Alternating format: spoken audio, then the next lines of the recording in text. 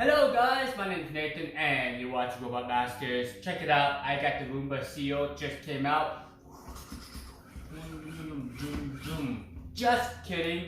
Alright, let's go ahead and check out the Roomba S9. Behind me, I got the similar obstacle course I did with the Neato D7. Can the Roomba S9 with its similar shape be out its brother, the Neato D7? Stay tuned and find out. Okay, got my Skittles and I'm gonna go ahead and put 20 in right now. Alright, I got my 20. So let's go ahead and check this Roomba S9 out.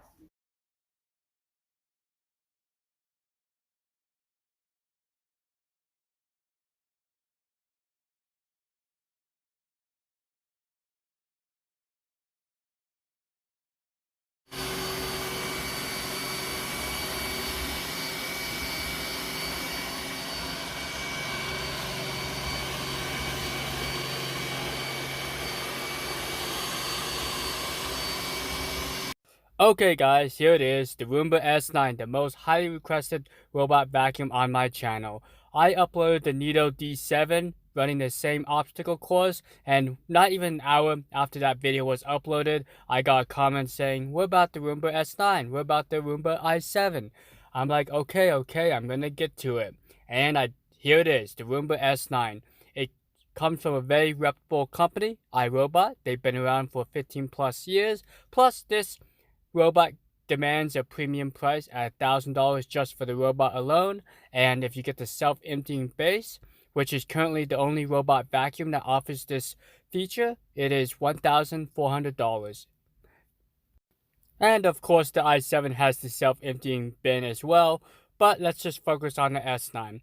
Both the i7 and S9 have a very similar back and forth cleaning pattern. They start out with first, and then they will finish up the cleaning run with the perimeter sweep.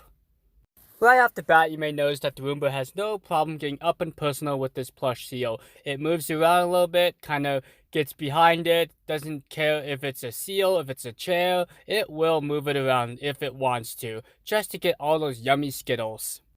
Now, if you haven't checked out my Neato D7 video running the same obstacle course, I highly recommend you watching. I'll put it down in the link below.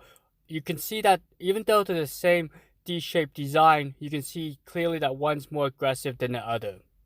The Roomba and Neato's side brushes are about the same size. The Roomba has slightly larger side brush, but in my mind, I think they're both very small. The Roomba's side brush is up towards the corner, whereas the Neato's D7 side brush is more towards the back of the robot. So here's where the aggressiveness comes into play. You notice how it kind of bumps into the seal and can push around a little bit just to get to those yummy Skittles. On the Neato, it left about an inch gap between it and the seal, and it was never able to get those Skittles. I am running software 2.14.22. This is the latest software. iRobot's been halting the software for a while because on the i7, some robots were bricked when they released the keep out zones, so we haven't gotten a software update on all of the lineups for the iRobot Roombas. I will say that the Roomba has dialed down on aggressiveness.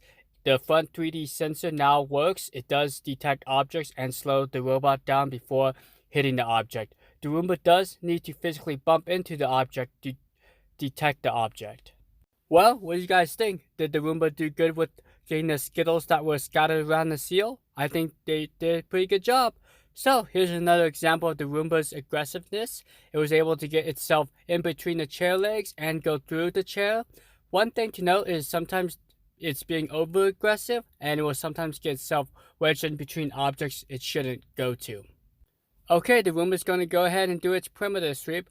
iRobot claims that the Roomba S9 has been vastly improved on its side brush performance compared to the i7, so we'll definitely go ahead and compare that. So we'll see if the Roomba can pick up the 3 Skittles along the baseboard of the wall. The Neato D7 struggled with it. It left too much of a gap. It seems like the Roomba did get closer to the baseboard and picked out 2 of the 3 Skittles, just left that yellow one over there. Come on, Roomba, you can get that Skittle right there. It's right in front of you. Can't you smell it? Nope, sorry. It missed it. It's not going to go back and pick it up. Sad day. And you notice that the Roomba has no problem with those bar-style chair legs. Okay, here's an example of the Roomba S9 getting stuck kind of like its brother Neato D7. Due to its D shape and its corners, it will sometimes get hung up. Let's see if the Roomba is smart enough to get itself out of there. And oh look, it seems like it's able to grab a Skittle to boot.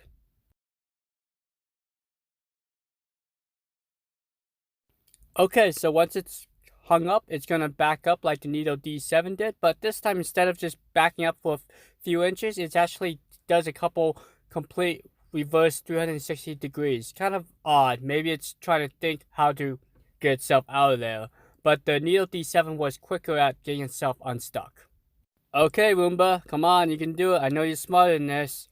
Oh shoot, we got the blue ring of death. Sad day. The Roomba's broken. Gotta get a new one. Just kidding. Okay, the Roomba's indicating that it's ready to go back to its charger. Okay, well, now it's in a pickle. It's kind of stuck in between the 4 chair legs. We'll see if the Roomba can get itself out.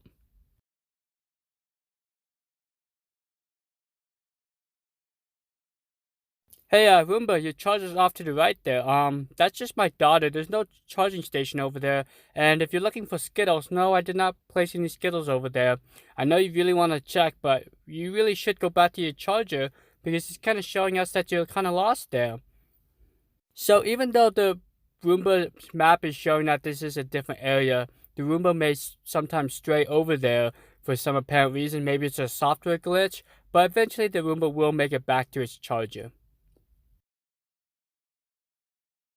Let's go ahead and check out the dustbin and see how many Skittles the Roomba S9 picked up, and we'll see if it did more than the Neato D7.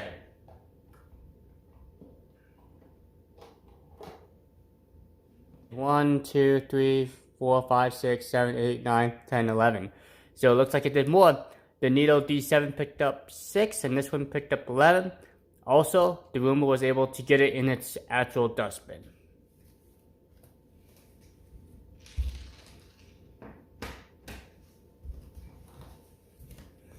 Let me give you guys a quick look at the scattered debris. Okay, we got 1. We have 2. Doesn't look like we have any next to the seal. Let's look really quickly. Nope. Doesn't look like we have any. We got 3. Nothing else over there. We got 4 on the chair leg. Knows any other ones? Nope. We got 5. This is a really hard area since it's behind the air vent. We have 6 in the corner there. And lastly, we got 1 more. 7.